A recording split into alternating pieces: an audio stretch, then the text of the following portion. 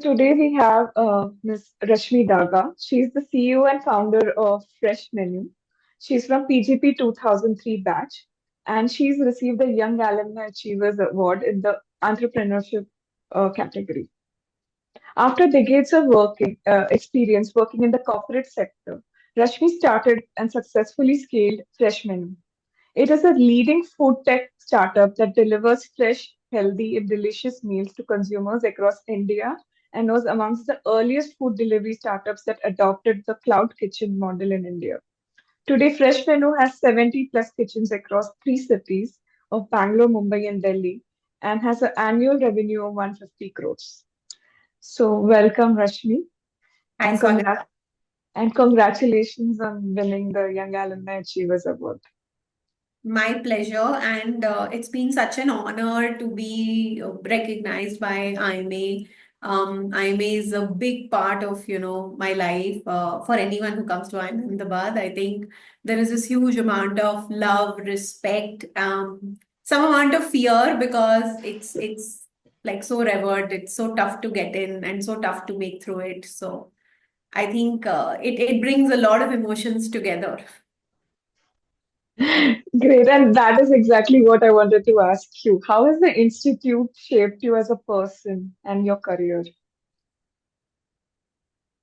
Okay, very difficult to put it in some sentences, but I think one IMA, I think it gives you the kind of confidence to deal with, the world out there, opens your perspective. I think before IMA, I was probably a good student, but very, very protected, pampered. I didn't know what the real world looks like. And I think a part of the preparation was the grind that the real world puts you in. Everything in the life is not fair. A lot of surprises can come your way, and you have to be prepared to deal with them.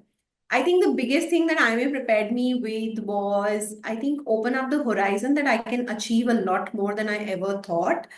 Nothing is impossible, nothing is too difficult to cross over. And I think we could really, if we could finish a lot of things just in time, along with all the surprise quizzes, the kind of pressure, collaboration that was needed. I think you're just prepared for real life way better, and your standards are very high. So you've pushed yourself, you learn to push yourself. I think that's the combination that IMA did, and I think the kind of network that it allows you to build, the friends that we have, it is such a big door opener even today. Like, you could tell somebody that you're from IIM Ahmedabad and they would give you a meeting, they would give you a hearing. I think that's the power of our brand. And I think there's a lot of respect and gratitude that we have that option, that we could use the name and figure out things faster, better. So yeah. And more about your journey now. You worked in the corporate sector, uh, IBM and then Johnson and Johnson. So, what motivated you to start your own startup? See, I think obviously first job and couple of years in sales, they were I think huge background setting to know real India, to do real work, like how tough it is to sell something. And I think our first few months were a real struggle to even adjust to this reality that you have to wake up every day and figure out, how to convince somebody to buy something from you, starting with an emotion that it is very degrading to ask somebody for a meeting, to ask somebody to, requirement sell through, um, put the process in terms of sales. But yeah, I think I eventually thrived in that process. And I think it gave me a background where I wanted to try some other things. Like, I just didn't want to do sales as a career. So after a few years in sales, there was an itch to do something else. We had moved to Bangalore, and I think Bangalore was just, I think those were very early days, but a lot of startup conversation, new ideas were being discussed in every street in Bangalore, in every household, gallery conversation, office conversations. Bangalore was that city. In 2008 we moved here. For first few years I worked at a startup, and I think I felt like I'm ready to do a startup. I bootstrapped a startup for a year and a half. I closed it down because it wasn't working at that point of time. It was too small. I knew that I haven't picked up, everything that I need to do in terms of an idea, research, and execution. We also just had a child at that time. So that idea we closed down, went back to work at a few startups before starting Fresh Menu again. So I think it was the need to do something meaningful, to make an impact, to build something from scratch. I think the kida that you call for doing something of your own was there, which is why I did one startup I closed, another startup I've done, maybe something else in future. So, but yeah, startups is what we live and breathe now. And what made you choose Fresh Menu as a startup, as a food tech startup? I think it's back in 2013, 14, I think there was this host of mobile first businesses that were coming because smartphones were growing across the world, and mobile businesses were being thought of. Like people could have an app and they could order something and it would show up. So world over, there was food tech as a wave that was growing. And Fresh Menu, thought of a concept that was more unique to India, that we wanted to do kitchens closer to customers and deliver food when they order. The idea was fast delivery. And we didn't want the high street cost. So a lot of things and elements of the regular F&B business were thought in a new way, with mobile first as the priority. So, Fresh Menu started with, people could order online. There was never a phone ordering, or there was never a shop where they could go and order. So I think that's the genesis of Fresh Menu. Why global food? Because it looked like, India will, the palate is explore. People want to try new things. People want to explore the world. And global food, there were not many benchmarks available. And that just looked like, the right thing to do, that build a brand in global food, which should be much faster for adoption, very low in terms of competition. You could offer value to customers. You could make it convenient to order wherever they are instead of them traveling and parking the car. So a lot of these things came together. I don't think it was just one factor that worked for Fresh Menu. A lot of things came together to make Fresh Menu what it is today. And what were some of the challenges that you faced, and how did you navigate them? A lot of challenges. I think all startups are tons of challenges. Some are very similar to everybody that they face, and some are unique. I think my personal experience, while since I had worked at startups and I did have some network, or I did have knowledge of how people think of scale, metrics, etc. I think it was easier for me to think and get started quickly. But there is a lot of new learning to do for every industry. For every couple of years, a lot of things change from a startup terminology, investor conversations, pitch. So I think there's a combination of new learning and combination of using the skills that you've already developed. As a woman, there are some unique challenges. I think managing work, building a team, a lot of people trusting that you have the stamina to build a startup. Food is a male dominated universe. So it was tougher in the food space to convince people that you really know what you're talking and what you want to Mhm. do, and you could break through the clutter in the delivery space. So, like, I think there were a lot of these things that did pose a challenge, but I think since we've crossed over that hurdle, they look easier. Maybe for a lot of other people, they could look daunting as a challenge. I think usually what would work is if you take one problem at a time and you work over it and not look at all your challenges cumulatively. Like that's one thing that has worked for me, that take one challenge at a time. And if you've crossed over, you forget it. You like don't remember, oh, how difficult it has been. And I should tell somebody and I should whine to somebody. There's no time for all of that. So I think if you do that and if you live in the day and live in the present, I think a lot of these things look easier than in hindsight. Like for me, also in hindsight, it may look like, there are tons of challenges that we dealt with and why did we deal with them? But since we've dealt with them, they look easier now and we've resolved those challenges. And there were some small problems, or there could be something like COVID that affected all A lot food. of big problems that we face, so not small problems. I think all startups face near-death situations, Situation. survival crisis, and Fresh Menu also did face that. I don't think we're trying to hide away from it because there were a lot of learnings from those times. For example, I think persistence and resilience as an entrepreneur.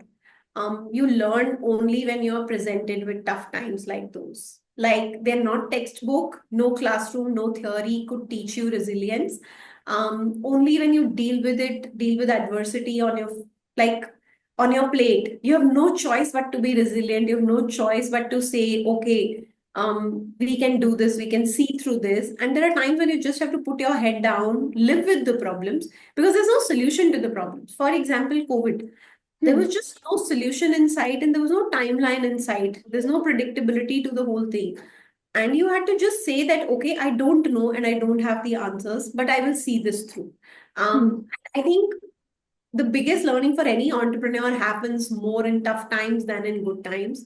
Good times, a lot of people support you. There's capital, there's support, there's fame. A lot of teams can come together. So good times are good, great. Only tough times teach you, you know, I think personal growth comes with that. Hmm.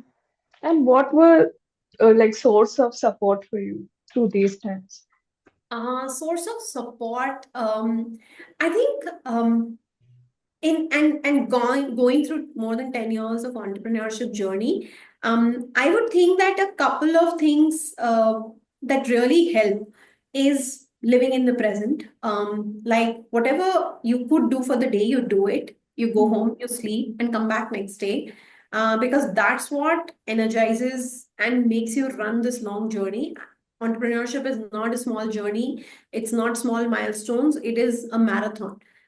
So instead of, I think thinking of it that, today things are not working and get demotivated by it because nobody else is going to come and motivate an entrepreneur. So I think finding that self motivation, finding a rhythm that works for you, keeping your ego in check. A lot of us, obviously, it's very easy to believe I'm very capable, I'm very good, I've achieved so much. Entrepreneurship teaches you to be the most humble thing because you are the peon in your company, the buck stops at you. So I think keeping your ego in check. Um, these are things that you obviously learn on the journey and they're very helpful. Support system in terms of friends and family with whom you could be vulnerable, where you've put up a brave front for the whole day, but you could go and say, okay, things are not working, or I don't know. And I think you need the comfort of a safe place. It's obviously not a lot of people, it's a few people in your life. Those few people, one, have to believe in you. They believe that you can solve your challenges. So it's not about a prescription that I go to somebody and somebody tells me, okay, you do this. It is more about that listening ear that you set up and comfort that yes, there are people who look after me, who take care of me, and who will support me through good and bad times. So I think making a small group of people where you're really safe to show that you are finding it very difficult, because a lot of things that you find very difficult, and also being lonely. So you need a group of people who believe in you more than you believe in yourself and who are there to listen to you at any point of time. And hopefully you become that to some other people because everybody needs a few people like that in their life. I think those are the coping mechanisms. Um, yeah, if something else comes to my mind, I'll let you know. Sure. And what do you think about the food tech industry in India? What are your thoughts about the trends? See, food tech in the last 10 years that we have done it, and we are amongst the earliest set of people who started the food tech journey in India. A lot has happened. I think a lot more would keep happening. Food in India, food is very close to all of us. Food's like a religion in this country. And Indian consumers are very tough consumers. We are very demanding. Value, variety, quality. We need everything, but we need value. And that's what makes making money in this business very difficult. So food is a tough business. It's extremely ops intensive, needs you to be on your feet all the time. And trends are changing. India is not homogeneous for a lot of categories. While for fresh menu, I think the good news was for us because it's global food, it is not native food. I think we believe that a lot of our big metros behave similarly in terms of consumer behavior. But having said that, I think India is very diverse in terms of, acceptance, taste preferences, value consciousness, service expectations from brands. So I think it's this combination that makes building for food tech tough and long journey. But it is a very large business potential. People are constantly moving to eating from outside or ordering in. Like home cooking is where we are all taking a share out of. Hmm. Um, Branded food is clearly a journey that is happening. So a lot more people will trust brands, and brands which are more widely available. So I think there is journey towards putting more scale and putting more systems in place. There is now quick commerce. So food's always been on demand. Food at home, food at offices, food in terms of what people are going to do as a combination of what happens in their kitchen and what is supplemented from outside. There are a lot of elements to food, including a lot of evolution in how people are moving to trying out new brands, niche products emerging, new supports coming in terms of how your kitchen is being operated. I think foods right now like a melting pot, like a lot of things are happening together. And everybody, every few years, would need to evolve and offer something that is relevant at that point of time. And making sure your efficiencies are in place and you can make money out of it. So it's a very big transition time from at Hmm. least an India context, because our youth and our behavior, including people like me, I think our behavior towards food at home or food outside are changing very, very quickly. Hmm. Health is another keyword, which till a few years back, very few people believed that health would pick up in terms of conversation. But post COVID, the number of people who worry about what they're eating, and reading the labels and knowing what is good for you, new diet trends, weight loss, looking good. I think there's this combination of factors which make food very interesting because it's changing from a health perspective at a very fast pace. Got it. And what do you think were the factors that led to your success, or Fresh Menu's success? Um, a lot of I think a lot of it is and for most startups, I think it is about iteration and execution. Hmm. I think you pick up some insights, you work on the insights, you put a product out, you test it quickly and iterate it quickly. I think not waiting for a perfect product and not waiting to see everything very clearly in terms of data, because for a lot of new things, data is not available.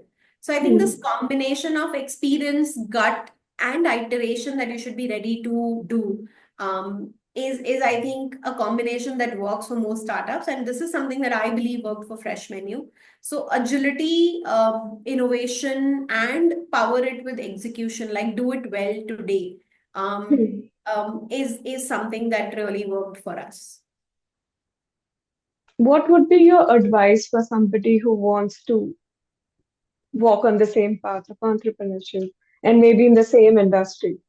I would encourage a lot of people, to really try entrepreneurship. I don't think there is any better learning ground than being an entrepreneur yourself.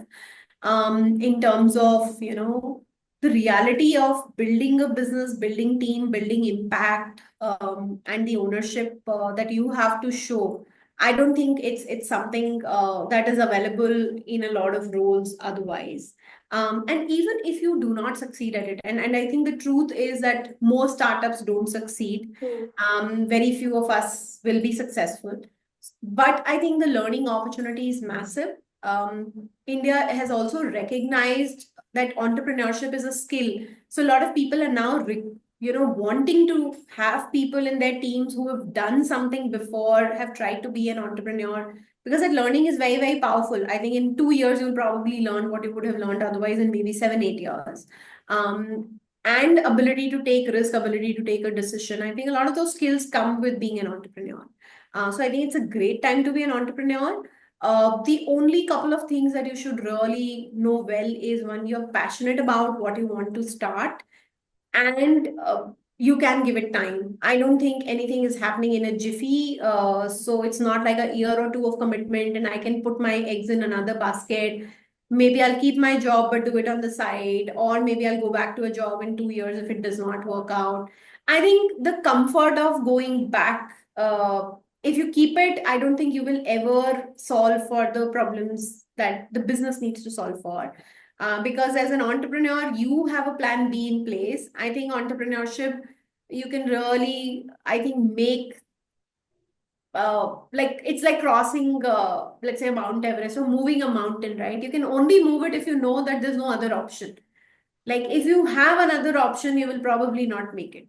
So that's my way. Yes, Like you have to burn all your bridges to go back and then make it happen. Otherwise, yeah, I think finding a job may have always been a very easy option. So it's a leap of faith, is what I hear. Yeah. And what would be your future goal now that you've received this award? What are your plans for the future, professionally, personally? plans. One more thing you learn is a lot of plans are only for paper. Like Right, plans change. right. But I think what we've done for last years is amazing. We've built a fresh foods business. We've built a new vertical in the F&B space. Cloud kitchens was not even a word, but cloud kitchen is now like a firm pillar in the F&B space in India. We believe we really can scale and make fresh menu the largest fresh food brand in India. Food also, I think there are a lot of new things that we would want to do in food. So I think it's now that we've been here for 10 years, I think the aspiration is now to be here forever. To be build a global brand out of India, global food business out of India. I think from a business point of view, that's the aspiration. From a personal point of view, I think till you can keep making an impact, you would really want to be there and you would really want to do this.